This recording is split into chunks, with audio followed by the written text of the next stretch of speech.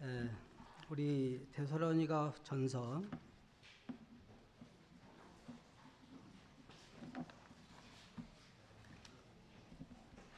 5장 1절부터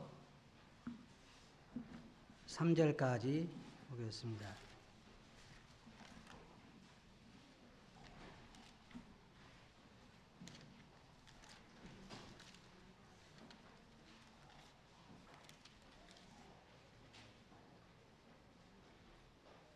데살로니가 전서 5장 1절부터 3절입니다.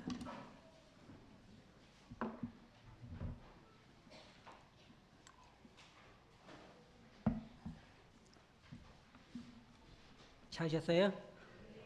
네, 1절부터 3절까지 다 같이 한번 읽어보겠습니다. 시작.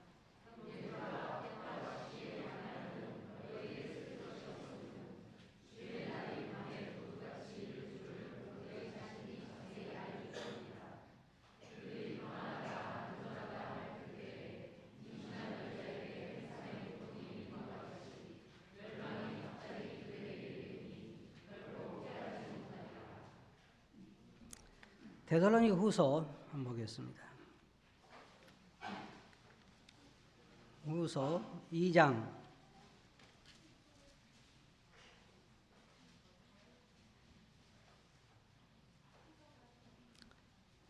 1절부터 2절까지 찾으셨어요? 다 같이 한번 읽어보겠습니다. 시작.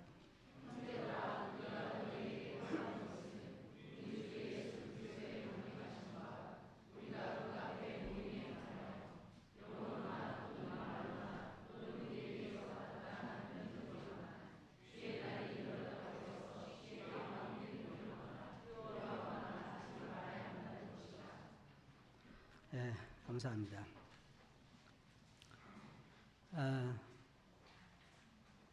얼마 전에 수연이가 제게 이런 얘기를 했어요. 목사님 언제 설교하세요? 그래서 제게 물어본 사람이 딱 그 한 사람이에요. 그래서 제가 생각할 때, 야, 그래도 아직 내 팬이 있구나.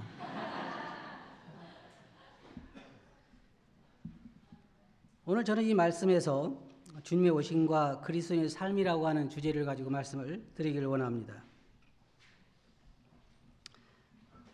가끔 그리스도인의 삶을 보면 이 기독교의 역사를 볼 때도 균형 잡힌 그리스도인의 삶을 살기가 참 쉽지 않습니다.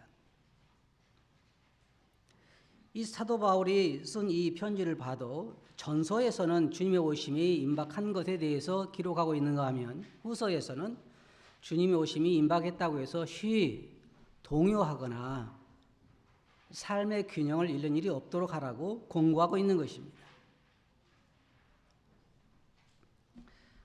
우리들의 삶을 보면 우리는 이런 면에 있어서 균형을 잡아야 되는데 그렇지 못할 때가 상당히 많이 있는 것 같아요.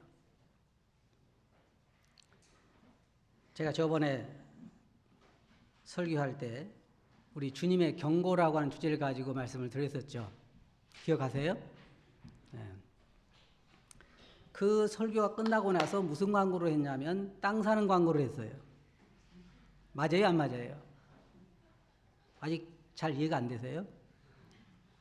주님은 곧 오신다라고 설교하고 나서 우리 장례를 지어서 땅을 샀습니다. 맞아요? 안 맞아요? 잘 균형이 안 맞는 것 같죠?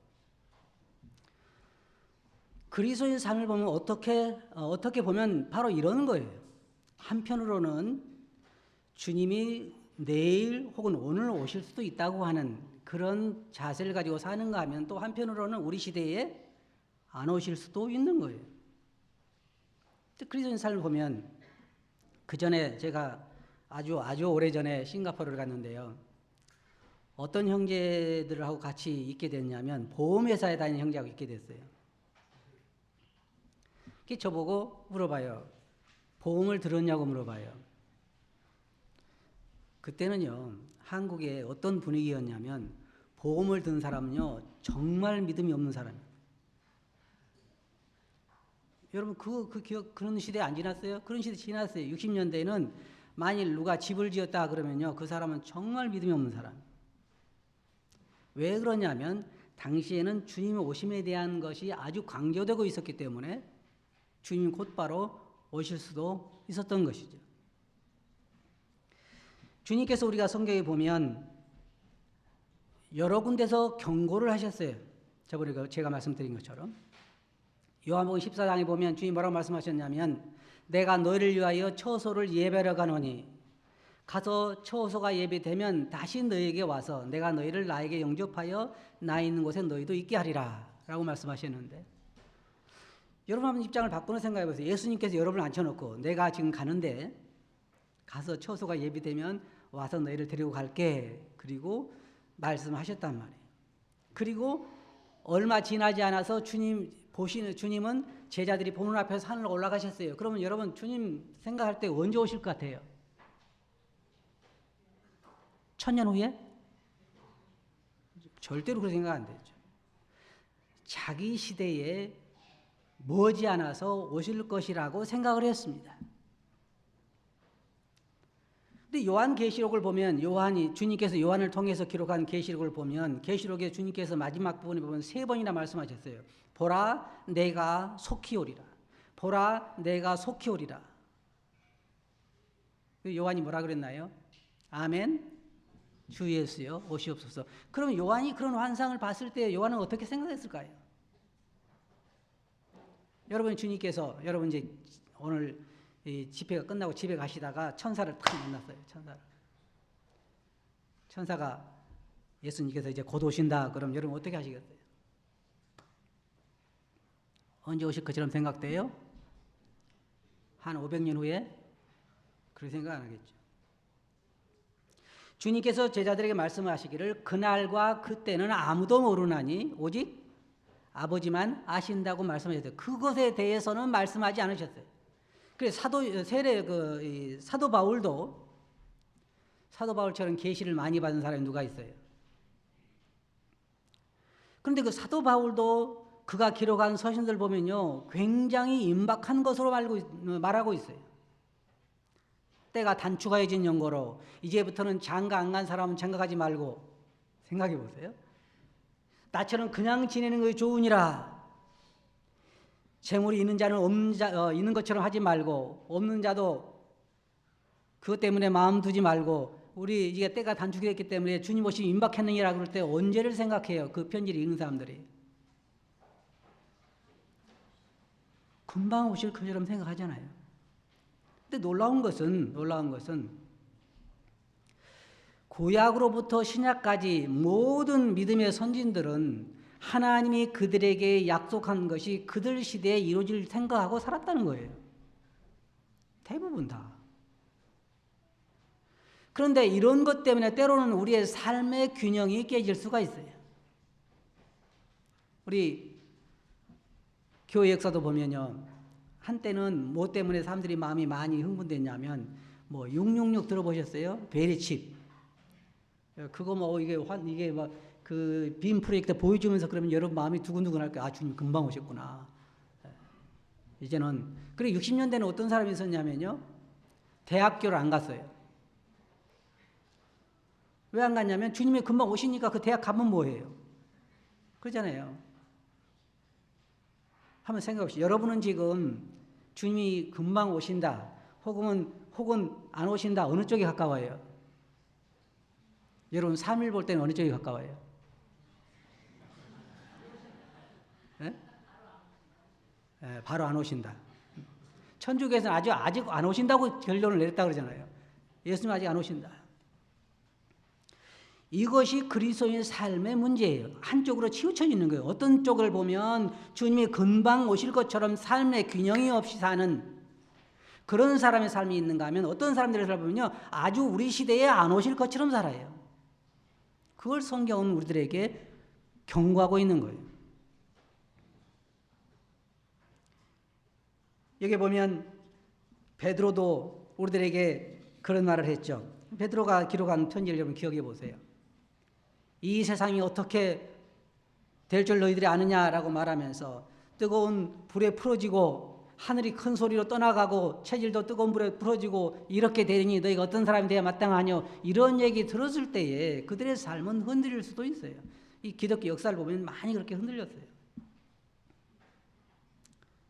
요즘에 세계의 이 흐름을 보면 주님 오시면 아주 임박했잖아요. 도덕적인 타락이라든지 뭐 우리나라에도 뭐 그런 법이 지금 추진되고 있고 그러는데 뭐 동성 그 법이라든지 아니면 그 다른 것들 가운데 일어나는 많은 것들을 보면요, 더 이상 세상이 타락할 수 없을 정도로 많이 타락해 있는데, 그런 역사들이 우리로 하여금 우리의 삶의 균형을 잃게 해서는 안 되는 것이죠. 사도 바울은 똑같이 데살로니가 성도들에게 편지를 쓰면서 전서에서 쓰는 것과 후서에서 쓰는 것이 다르잖아요. 그렇다 할지라도 너희가 너희 삶이 흔들리거나 동요돼서는 안 된다.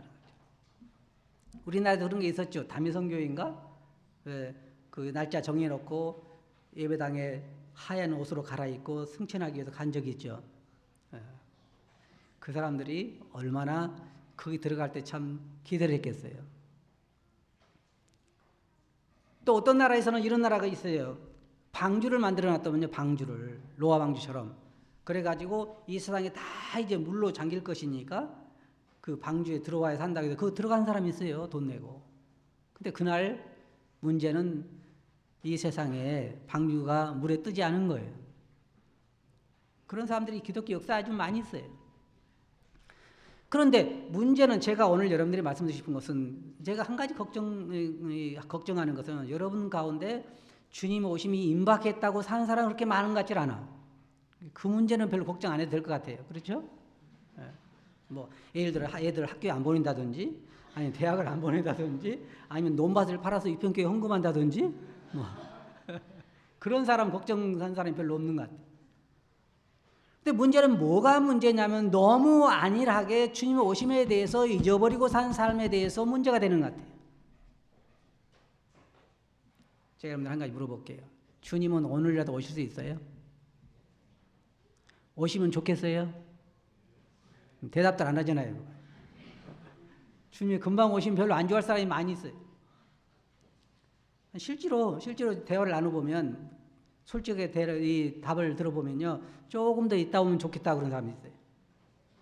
이제 60 넘은 사람은 그런 사람은 없고, 다 젊은 사람들 중에서 그런 사람이 많이 있어요. 그런데 여기에 이 교회의 말씀을, 교회에서 전해지는 말씀뿐만 아니라 성경의 말씀들을 보면 주의 오심이 임박한 건 사실이에요. 더 이상 늦출 수 없는 것은 사실이에요. 그렇지만 우리가 생각할 게 뭐냐면, 우리의 삶에 대한 계획을 소홀히 해서는 안 된다는 거예요. 첫째로 여러분 뭐가 중요하냐면, 사도 바울이 말한 것처럼 우리 중에 누구도 자기를 위해 사는 자가 없고 자기를 위해 죽는 자도 없다라고 말한 것처럼, 우리 그리스도인의 삶의 목표는 주를 위해서 사는 것이 하는 거예요. 또 이런 얘기를 하면요, 사람들이 오해를 해요. 아, 그래, 주를 위해 살아야지. 어떤 걸 주를 사느냐? 선교사로 가는 거라든지, 아니면 뭐 어떤 특별한 일 이런 거 하는 것만 주를 위해 산다고 생각해요. 전도하는 거라든지 아니면 뭐 구제하는 거 이런 것만 주를 위해 산다고 생각해요. 그렇지 않아요.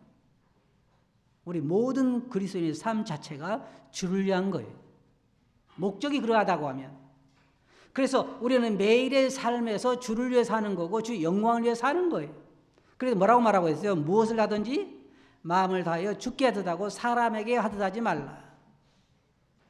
저번에 우리가 수요일 날도 말씀을 공부했는데 다른 거 아니에요. 주님이 한다고 하는 것은 성경에 보는 것처럼 성도들이 오래 참고 성도를 사랑하고 성도를 짐을 져주고 원수를 갚지 않고 사랑으로 대하고 우리 주위에서 우리가 주께서 말씀하신 대로 우리의 삶을 하루하루 살아가는 것, 그것이 바로 주를 위해 사는 거예요. 여러분 이런 고민 안 해봤어요? 자, 내가 지금 집을 짓는다 그럴 때 뭐가 가장 큰 고민이에요? 이런 고민이에요. 주님 오시면 가까운데 내가 집을 지어야 될까? 지을 수도 있고 안 지을 수도 있죠. 그게 주님을 위한 거라고 하면. 또 내가 적은 집에 사는데 큰 집으로 이사 가야 할 필요가 있을까? 주님이 원하시면 할 수 있죠. 근데 때때로 우리가 내 자신의 양심뿐만 아니라 다른 사람도 다른 사람을 평가하기 쉬워요. 어떻게 주의 오심이 가깝다고 하면서 저렇게 집을 지을 수가 있지? 그럼 누구를 위해 지는 집인데요? 그리스도인 중에는 두 분류가 있어요. 여러분 잘 들어보세요. 여러분 어디에 속한가 잘 들어보세요. 내가 주를 위해 사는 사람이 있고 내가 살아가면서 주님을 이용하는 사람이 있어요. 잘 들어보셔요. 예수님이 나의 주인인 사람이 있고 예수님이 나를 돕는 자가 된 사람이 있어요. 여러분이 기도할 때 주님에게 주여 제가 어떻게 해야 주를 영광스럽게 하오리까? 주님 제가 무엇을 하기 원합니까? 라고 하는 기도하고 주님 저를 도와주소서라는 기도가 달라요. 주님 제가 이것을 위해서 살아가는데 저를 도와주세요. 많은 종교인들이 하는 일이 바로 그런 일이에요. 자기 힘으로 안 되니까 그들의 신을 이용하는 거예요. 자기의 뜻을 이루기 위해서 그들의 신의 힘을 이용하려고 하는 거예요. 내가 사회에 출세하는데 내가 부자가 되는데 내 꿈을 이루는데 주여 도와주소서. 그것은 기독교인의 삶이 아닌 거예요. 그것은 주님이 주인이 아니죠. 자기의 꿈을 이루어가면서 주님을 이용하는 것은 그건 어떻게 살든지 상관이 없어요. 결국은 자기를 위해 사는 거예요. 이게 비극적인 거예요. 이런 삶은요. 여러분 한 가지 제가 분명히 말씀드리죠. 이런 삶은 항상 그 마음에 갈증이 있을 수밖에 없어요. 많은 사람들이 그래요. 그리스도인 삶에 대해서 어떨 때는 참 너무 외롭고 갈증이 있고 뭐 그런 얘기를 많이 해요. 여러분 그런 얘기 못 들어봤어요? 참 주님 믿고 사는 삶에 외롭다. 또 주님을 믿고 사는데 마음에 참 갈증이 있다. 왜 그럴까요? 자, 한번 생각해 봅시다. 여기에 지금 25살 먹은 청년이 한 사람이 있어요. 여기에 지금 20살 먹은 처녀가 하나 있어요. 두 사람이 보자마자 바로 내 배필이다라고 그냥 꽂혔어요, 둘이. 그럼 둘이 시간을 보내는데 너무 외롭고 너무 목마르고 그러겠죠? 그래요? 그럴 것 같아요? 내 생각에는 아마 세상이 자기들밖에 없는 것처럼 할 것 같아요. 그렇죠? 우리가 성경을 보면 진정한 신앙인들의 삶이 바로 그러했어요. 그들은 주님을 인하여 그들이 기뻐하고 주님을 인하여 그들이 만족해하고 주님만이 나의 모든 것이라고 말하고 주님이 나의 피난처라고 말하고 주님이 나의 소유라고 말하고 그게 그리스도인 삶인 거예요. 이런 사람의 삶은 계획을 세우고 집을 짓고 뭘 하든 상관이 없어요. 왜? 결국은 주를 위해서 하는 것이니까. 우리가 왜 미안해요? 주님이 오늘 오시면 왜 미안해요? 지금 주님이 오셔도 하나도 안 미안한 사람 손 들어봐요. 아니 괜찮아요. 손 들어도 괜찮아요. 다 눈 감고 손 들어봐요. 그럼. 네? 다른 사람 보면 눈 감고 손 들어봐요. 주님이 오늘 오시면 하나도 안 미안한 사람. 저를 포함해서 다 미안하게 생각을 해요. 왜 미안하게 생각할까요? 마땅히 주를 위해서 살아야 할 만큼 살지 못하고 주님을 위해서 주를 섬겨야 할 만큼 섬기지 못하고 그 말은 무슨 말이에요? 그 말은 내가 주님의 영광을 위해 사는 것보다는 나를 위해서 사는 날이 많다는 거예요. 그래서 미안한 거예요. 그러나 그 삶의 목적이 주님이 오늘 오시든 내일 오시든 아니면 10년 후에 오시든 언제 오시든 상관없이 그가 주를 위해 산다고 하면 미안할 것도 하나도 없는 거예요. 손해볼 것도 없죠. 예를 들어 생각해 봅시다. 어떤 사람이 어떤 자매가 나이가 먹어가지고 주님이 금방 오신다 그러니까 결혼 않고 살아야지 근데 안 오시네 평생 동안? 그럼 어때? 나중에 뭐라고 말할까요? 아이 내가 손해봤다 그래요? 그건 아니죠. 제가 아브라함을 이제 이 성경에서 쭉 이 말씀을 준비하면서 찾아봤어요. 아브라함이 몇 세에 부름을 받았냐면 75세에 부름을 받았어요. 여러분 75세 정도 되면은 어떻게 생각을 해요? 저는 아직 75세가 안 돼서 잘 모르지만 지금부터도 벌써 떠나갈 생각을 하는데 75세 된 사람이 남은 삶을 어떻게 생각했거든요. 그래서 성경에 보면 아브라함은 평생 동안 집을 짓지 않고 장막에 살았다고 말하고 있는데 왜 장막에 살았냐면 하늘에 있는 성을 바라봤기 때문에 장막에 살았다고 그랬어요. 근데 아브라함이 몇 세에 죽었어요? 혹시 아시는 분? 오늘 점심 2그릇 드릴게요. 몇 시 혹시 아시는? 175세에 죽었어요. 그러니까 몇 년을 더 사는 거예요. 아브라함이 175세에 죽을 거 알았으면 집을 지었을까요? 안 지었을까요? 제가 생각을 해봤어요. 지었을까? 안 지었을까? 제가 볼 때에 이 구약에 있는 사람들뿐만 아니라 신약에 있는 제자들 그리고 그 후에 성도들 보면 주님께서 언제 오실 줄 몰랐기 때문에 그들 삶을 아주 아브라함처럼 그렇게 산 사람들이 꽤 많이 있어요. 그러나 만일 그들의 예를 들어 한번 생각해 봅시다. 사도 바울이 예수님께서 금방 오신다는 걸 이 서신서를 통해서 말씀하셨는데 그가 떠난 후에 1500년, 2000년 가까이 주님이 안 오실 줄 알았으면 어떻게 했을까요? 달랐겠죠. 저도 이제 우리 교회의 역사를 보면요. 한때에는 우리가 예수님께서 금방 오신다는 것에 너무 거기에 치중해 있었기 때문에 예배당을 짓는 것은 아주 믿음 없는 일이었어요.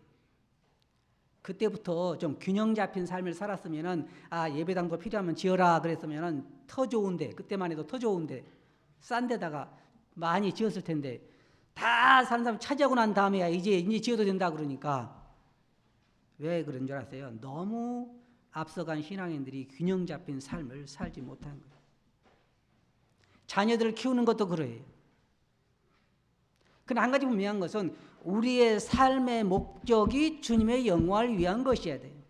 자녀 교육도 그러하고 집을 짓는 것도 그러하고 논밭을 사는 것도 그러하고 파는 것도 그러하고 모든 면에 있어서 우리의 삶 자체가 무엇을 하든지 주님의 영광을 위한 것이어야 돼요. 그래야 균형 잡힌 삶을 살아갈 수 있어요. 뭘 하든지 상관이 없어요. 그러나 그리스도인들 가운데는 가끔가다 그 균형을 잃어버리는 사람들이 있어요.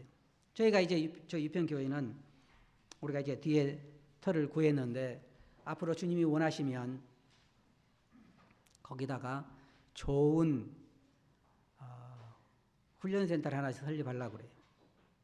정말로 필요한 일꾼들을 양육하는 곳. 그래서 미국의 그 메서 세미나리에 있는 그 브랜치 스쿨 같은 것 그런 것들을 이곳에 설치를 해서 정말 한국 교회들의 필요한 일꾼들을 양육할 수 있는 곳이 됐으면 좋겠다 생각을 해요. 그럼 여러분 이런 생각하시겠죠. 주님이 금방 오신다면서 오시면 어떨까요? 괜히 샀죠. 상관없어요. 왜냐하면 우리의 목표가 주님을 위한 것이니까. 그래서 우리는 좋은 리더들은 여러분 잘 들어보세요. 가정에도 마찬가지예요. 가정에도. 여러분 예를 들어서 우리 형제자매들이 결혼을 했어요. 결혼을 했는데 남편하고 이제 결혼해서 애도 둘 낳고 셋 낳았는데 남편이 맨날 주님 오신 가까운데 뭘 하려고 그래? 그러고 맨날 애 학교 보내야죠. 그래. 주님 금방 오셔? 안 보내도 돼. 그러면 어떻게 생각하시겠어요? 땅을 치고 통곡을 하겠죠. 좋은 가장, 좋은 리더는 교회나 가정이나 국가나 수십 년을 내다보고 계획을 세울 수 있어야 돼요. 그리고 그것이 언제 끝나도 상관은 없잖아요. 주님 오시면 더 좋은 데 가니까. 그러나 어떤 사람들은 반대로 여러분과 제가 지금 오늘날 많이 빠져있는 반대로 너무 먼 장래 우리 시대에 안 오실 것처럼 생각해서 그곳에만 초점을 맞추기 때문에 주님이 금방 오시는 것에 대해서는 균형을 잃어버리는 그런 삶을 살 수가 있어요.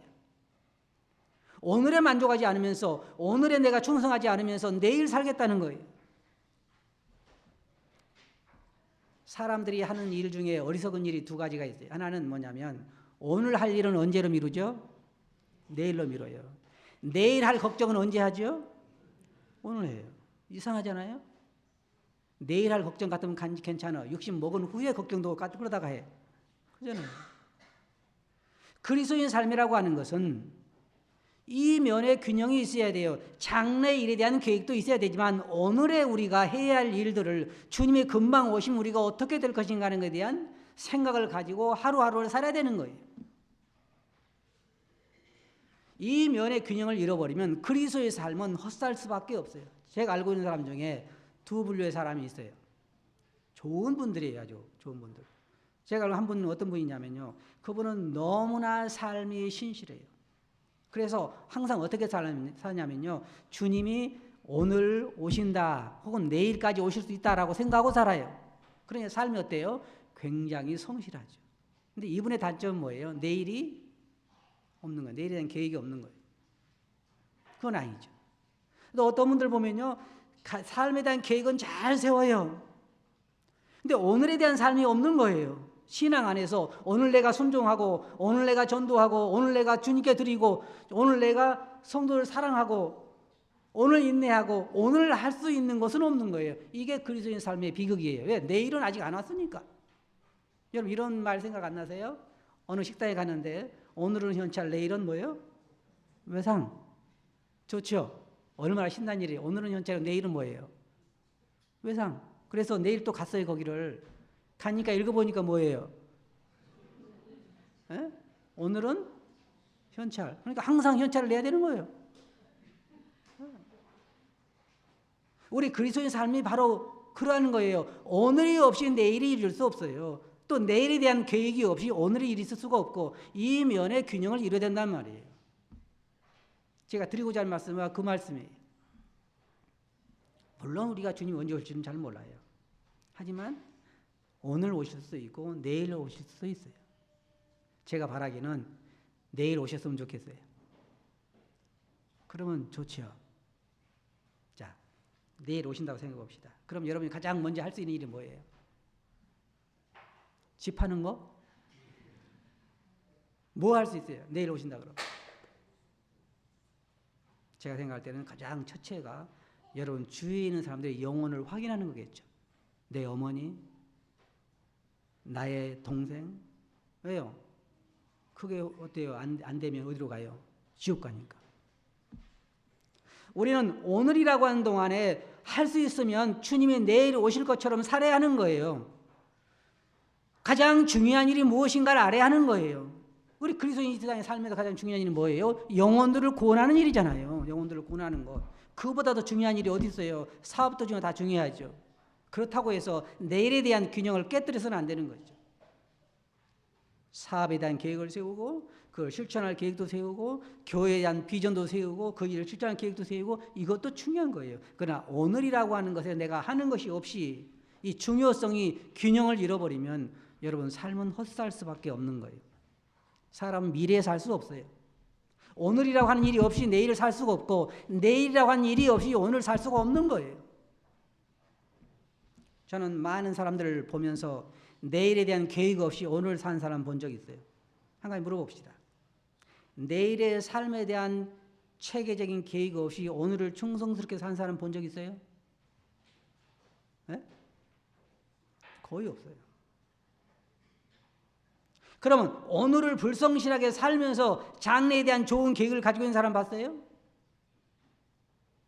거의 없어요. 두 가지 균형이 필요한 거예요. 우리 시대에 오실 수도 있고 안 오실 수도 있어요. 그러나 그에 대한 우리의 삶이 목표가 뭐예요? 주님의 영광을 위해서. 우리 유평교회는 앞으로 우리가 갈 비전에 대해서 우리 젊은 일꾼들도 그런 비전을 함께 공유하고 있어요. 우리 모든 성도들이 그 비전을 함께 가지고 우리만 가지고 만족해서는 안 돼요. 지금 이 한국에도 기독교가 너무 말씀에서 멀어져 있기 때문에 우리가 한국 교회들에게 이바지할 수 있는 길이 있어야 되고 여러분 주위에 있는 기독교인들에게 이바지할 수 있는 길이 있어야 되고 그들을 진리 가운데 교회가 진리의 기둥과 터가 돼가지고 그들을 그리스도 안으로 인도해야 되는데 가장 중요한 일은 교회 리더들을 키우는 거죠. 그 일을 위해서 우리가 투자해야 되고 그 일을 위해서 기도해야 되고 함께 해야 돼요. 그 일뿐만 아니라 주님이 언제 오셔도 우리가 후회 없이 갈 수 있는 매일매일의 삶에 충성스럽게 해야 되죠. 결론적으로 말씀드려서 구약의 신앙인들뿐만 아니라 신약의 모든 신앙인들 사도 바울까지 그런 계시를 많이 받은 사도 바울까지 다 그들은 그들의 시대에 그것도 곧 주님이 오실 것으로 생각하고 그들의 삶을 살았어요. 그런데 그들의 삶을 보면 결코 방황하거나 혼돈하거나 또 동요하거나 그렇게 살지는 않았어요. 균형 있는 삶이었죠. 사도 바울도 보면 다른 곳에 전도 계획을 세워서 그리 갈 계획도 세우고 또 그리 가고. 오늘날 우리들은 이 면에 균형을 잃어서는 안 돼요. 주님이 금방 오실 수 있다고 하는 그 사실을 잊어버려서도 안 되고, 또 우리 시대에 오시지 않을 수도 있다고 하는 것에 대해서 대비하는 그런 삶에 대해서 균형을 잃어버려서도 안 돼요. 두 가지 면에 균형 잡힌 그리스도의 삶을 살아갈 수 있어야 돼요. 마지막으로 한 가지 여러분들에게 질문해 볼게요. 여러분 삶은 어때요? 균형이 잡혀 있어요? 주님이 내일이라도 오셔도 후회 없이 갈 수 있는 그런 삶을 오늘 살고 계시나요? 주님이 여러분 시대에 오시지 않아도 살아갈 수 있는 그런 어떤 계획을 가지고 계신가요? 두 가지 다 존재하는 그런 균형 잡힌 삶을 그리스도인은 살아갈 수 있어야 돼요. 그 목표는 뭡니까? 바로 하나님의 나라와 하나님의 영광을 위해 살아가는 것이에요. 그게 그리스도인의 삶이 되어야 돼요. 이해하시겠어요? 여러분 삶은 점검해 보시기 바랍니다. 점검해 보시고 정말 나는 내 삶은 균형 잡혀 있는가? 주님 앞에서 주님 언제 오실지라도 부끄러움 없는 그런 삶을 살 수 있게 되길 바랍니다. 기도하겠습니다. 거룩하신 아버지 하나님, 참 저희들의 삶을 돌아볼 때에 어느 한쪽으로 치우칠 때가 많이 있습니다. 주님의 오심이 임박했다고 하는 것에 우리가 휩싸일 때도 있고, 또는 주님 우리 시대에 안 오실 것처럼 나태하게 생활할 때도 있는데, 주님 이 면에 있어서 저희들이 균형을 잃지 않게 해주시고 주의 영광을 위하여 저희 남들을 살아가게 해주시옵소서. 들은 말씀을 주께 의지하옵고 예수 이름으로 아버지께 감사하며 기도하옵나이다. 아멘.